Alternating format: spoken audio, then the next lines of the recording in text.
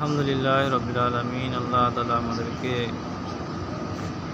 Medina Monowara মসজিদে নববীর পাশেই মসজিদ আলী বিন আবি তালিব রাদিয়াল্লাহু আনহু নামের মসজিদে আলী বিন আবি তালিব। আলহামদুলিল্লাহ, এখানে আমরা 2 রাকাত নামাজ পড়লাম। এরকমভাবে আলী রাদিয়াল্লাহু তাআলা আনহু এখানে নামাজ পড়ছেন।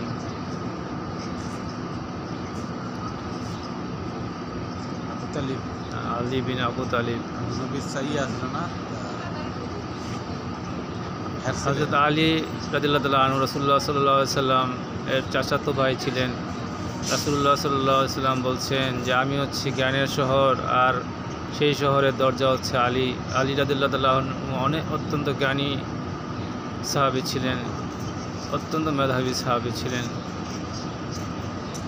সেই মসজিদে আলী বিন আবি তালিব রাদিয়াল্লাহু আনহু। এখানে যারা আসছেন জিয়ারাতে, তারা এখানে মসজিদে ঢুকে 2 রাকাত নামাজ পড়তেছেন। আলহামদুলিল্লাহ, আল্লাহ তাআলা তৌফিক দান করছেন।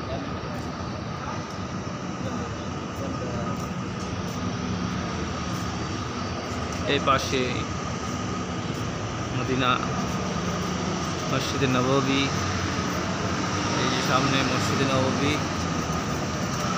তার পাশেই হচ্ছে মসজিদে নববী, তার ঠিক পাশেই মসজিদে আলী বিন আবি তালিব।